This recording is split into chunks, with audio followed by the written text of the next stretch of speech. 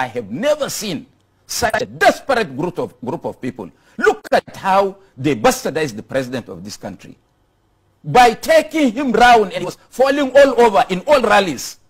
Why can't they allow the old man to rest just because they want to use him to get to power and shortchange Nigerians? Is that fair to him? Did you see what happened to him in Kogi? Did you see what happened to him in Kaduna? Is that fair? Why is this desperation? Is he the only person in Nigeria that can rule? They have 72 options. I have said times without number that if I were General Buhari, I would not contest this election. Even if I were one of his advisors, or even if I were one of those people that talk to him one-on-one. Because if I tell him the thinking of certain people, that they just want to use him to get to where he should be and then get rid of him. Yes. Really? Of course. He himself said that he doesn't know what happens around him. It's on record. His wife said he doesn't know what happens, that 1 or 2 or 3 people rule this country. And now he's contesting election. Now, who are we voting for? Those who manipulate the government, whose faces we don't know, or we are voting for General Buhari, who has told us on his own that he's been caged.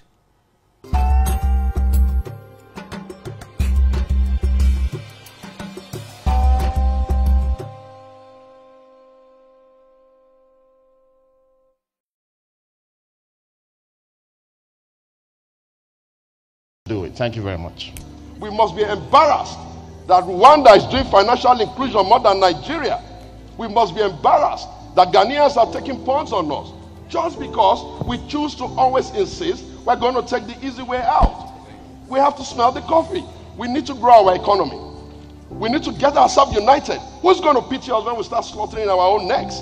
Everybody's sending us rice from their own country just because we have the largest number of IDP, internally displaced people, in a country that is not at war. And some government official is telling us stories about the crime around even stealing the rice or not being able to account for the rice. We have a lot of issues. We have a lot of issues with crisis in the country. Ask them, where's the money for NEMA? And I'm not even here for all of that. Look, we will truly grow the Nigerian economy because we know how. Our track record speaks for us. Human memory is very short, and therefore it's easy for Nigerians to forget that you didn't have such a big economy in 1999 when Atiku Abubakar and Obasanjo took over. You were a debtor nation. It was paid by creative ingenious of leaders who want to serve you again. You have brought those who have taken over power after that have run the country now into a bigger crisis. Nigerians were clapping and laughing. They didn't want Jonathan, our last president. Everybody thought that they could latch on to the hope of one man being able to do so much. You are the witnesses of what has happened to our lives now. We have lost about 12 million jobs as the last count when we're supposed to be creating jobs. People are dying every day. It has become exceedingly difficult for anybody to make a small journey from Abuja to Jos and not even get lost. We just found the body of a former general. Are we not supposed to be embarrassed by that? And the only way to solve it is first of all to call ourselves as Nigerians and say to ourselves, we are the most populous black nation in the world. How can people be asking us, nations that should respect us, make comments like we are criminally corrupt in front of our president? Do you blame them? When he would stand on international podiums and say Nigerians are mad people, who does that to his people? Now we're saying to you that for us to be able to get this country to work again, you need a leader. You need a leader that first of all understands that all Nigerians matter. And when you bounce up all of this, together with the fact that he's been in the civil service, he's been a former vice president, he's a consummate author, he speaks to restructuring. I dare tell you, nobody else can be president now than Atiku Abubakar. Thank you very much. Thank you very much, candidates and representatives. Citizens, it's your turn. What we want in this country, let them do road. They have started. I can see Amechi there, a minister. Let them do road. You people do road, do water. Give us water, give us light, give us education, give us hospital. Then we use our hand to do the remaining one. let me thank the SDP woman. We must thank her.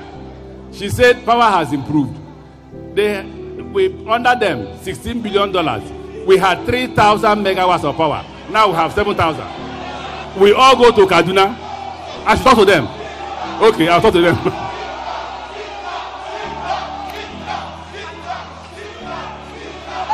I should talk to them.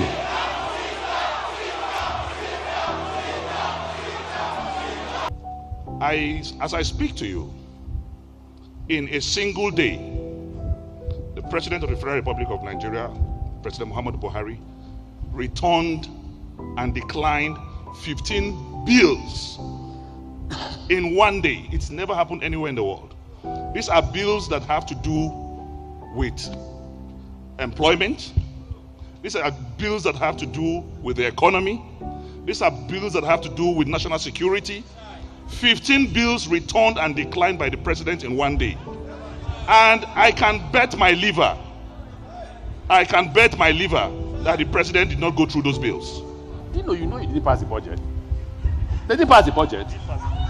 Listen, it's good you listen so that I can hear the argument and stop being euphoric. Do you know they passed the budget in September? 4 months to the end of the year. 4 months to the end of the year. And listen. They want a debate. They want a debate. You know, it's easy to talk. It's easy. Just listen. Now, the Federal Republic of Nigeria expects the budget from the National Assembly. Early enough, the National Assembly sits down and writes projects to their villages. I want to do a road to Kogi. Somebody takes that. So my village is to Kogi. So divert the road this way.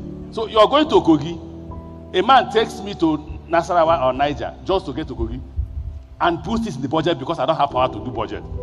The federal government gives me 200 and something billion naira for railway. Somebody takes away 67 billion and shares to his villages.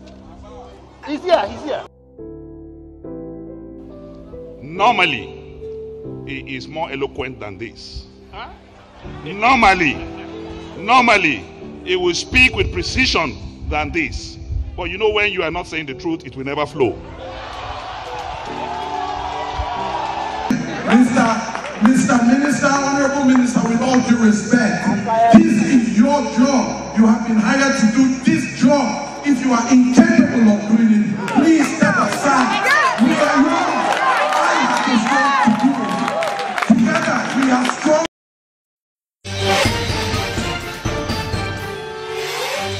In the battle against Boko Haram, America's already there, working with the Nigerian military to train them in the most effective way of defeating the terrorist killers.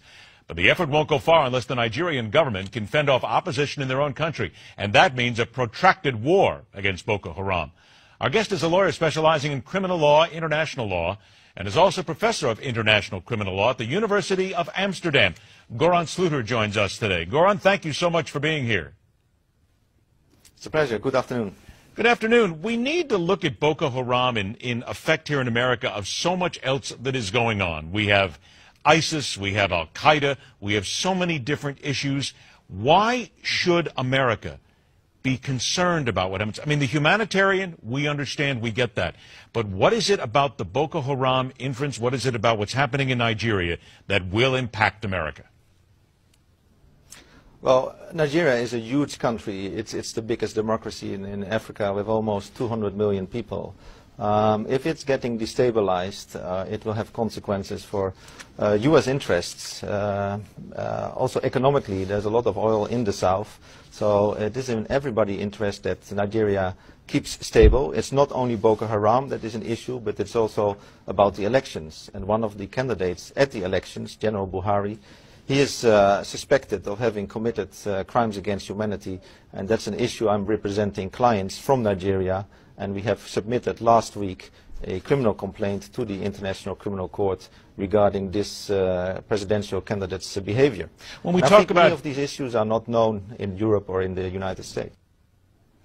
Well, it's, you're right, it's all a matter of degree. But in this case, there's clear and consistent evidence that during the last elections in 2011, this candidate incited to violence against the supporters of the other candidates during these elections. And this has resulted in 800 persons being killed and 65,000 persons being displaced. And even according to African standards, in the African context, these are massive crimes. And this person should be held accountable for these crimes. And my clients are seeking justice for the victims of 2011. But what they also sincerely hope is that it will have a deterrent effect for the upcoming elections in a couple of weeks. How horrible are the atrocities in Nigeria on a day-to-day basis with these different governments? I have talked with 2 victims and their relatives. They have been killed. They have been burned to death in a police station where they were seeking refuge. They were trying to hide from the angry and violent mob. So they are now looking forward to take the case at the international level and to seek justice with the International Criminal Court in The Hague. And we have in the complaint about 70 pages. We are fully transparent. The complaint is available on my law firm's website. We have set out in detail the evidence of this candidate, General Buhari, who has incited in speeches to commit horrible crimes against his opponent's supporters. He wanted to win the election at all costs. People are the majority of the voting age in our country. Why can't young people organize themselves and throw out the 70-year-olds? The question is not whether you can throw out the 70-year-olds. The question is that in a situation where the same mind clamors for bread and books, bread will always win. And the political elite of this country have mastered the art because they know that 500 naira and 1,000 naira will make people sell their votes at the polling booth. And so it is not that we young people don't want to organize to take over from you. But it is that your generation has the money to keep our generation aground. And you have and your generation has deliberately, sir, except for very few progressives like you, refused to give us the kind of education that will empower us to demand mandatory accountability from your generation. The kind of education that will help us to become innovative and drive competitiveness for Nigeria's economy. When you say that banks are giving loans to small businesses in Nigeria, the banks come with double-digit loans that are unaffordable for those small businesses. When you talk about youth and unemployment, the idea is not even youth unemployment. The idea is that youth unemployability is a greater challenge above youth unemployment. When you do not empower our generation to speak English so that we can get the right kind of jobs that will help us stand side by Singapore, Finland, and Canada, you deprive us of our fundamental humanity. I agree with you, don't worry.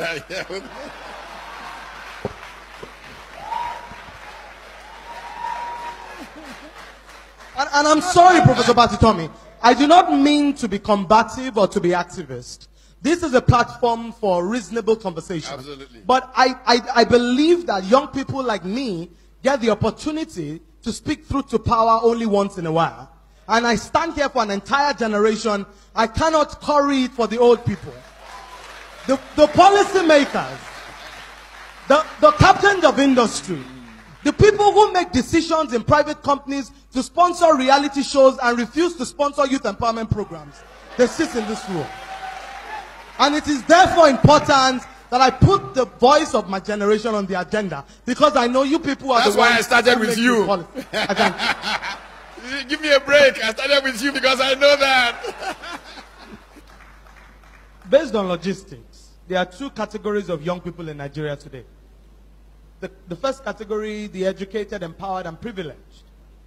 The second category, the poor, the deprived, and angry young people, who form the majority of the youth population you refer to, and are the ones that have become the tools of trade in the hand of the politicians. So we, the young people who are educated and can make the type of decisions and understand where Nigeria needs to go, are in our minority. The ones in the villages and the bushes who don't have education, who are poor and angry, who become area boys, do not even have food to eat 3 times one day. Now, where do we go from here? How do we promote inclusiveness? Nigeria and Africa have to become entities that embrace consequences. What do I mean by that? Consequences, when we begin to punish bad behavior in Nigeria, when people steal our money and we put them in jail, Nigeria and Africa will become better countries. I'll tell you why, sir. In Singapore, under Lee Kuan Yew, a minister bargained with a contractor and took money and took bribe from him to give him a contract. When Lee Kuan Yew found out, the minister committed suicide and left a note behind that he would rather die than face the consequences Lee Kuan Yew will place them. In Nigeria, when people steal our money, we give them chieftaincy titles. When they steal our money, we give them doctorate degrees. Somebody said that the reason why rich people in Nigeria don't fund research is because there's no substance at the base of their wealth. So when we do not place consequences side by side our actions, we do not send a strong message to the people who have stolen. How do we promote inclusiveness? Number one, we need to be able to embrace the principles of equality, where the children of the rich and the children of the poor can go to public schools because public servants elevate the quality of education in the public schools. Number two, where the children of the poor can get jobs without having connections. When they go to University of Lagos and go to University of Ibadan, and they are given the same kind of jobs that people like me who went to Harvard University Kennedy School can get, that is when we become an equal country. A country where the children of the rich go to school abroad and come back to lead the corporations is not a country. We're just simply cohabiting. Why do I say that? As things currently stand, one day, during the Occupy Nigeria protest in 2012, the area boys didn't protest to Oshodi. They didn't go to Agege. They didn't go to Yanopaja. They went to VGC. They went to Ikoyi. They went to Lagos. They went to VR. It means that they know the homes where the rich people, the children of the rich people stay. And the truth is that in a country like this, where we continue to segregate and keep the children of the poor aground, this country is going to go up in flames one day. People are going to get to a point where they cannot take anymore. And people are going to get to a point where they cannot take anymore. When we create jobs, we cannot, within companies, we cannot decide that, for example, the children of the rich must be superior to the children of the poor. And as we continue to promote the ideas of diversity, of inclusion, of equality, we need to move forward and think about how to strengthen the economy of Nigeria by diversifying. Yes, sir. Good morning, my Nigerian people.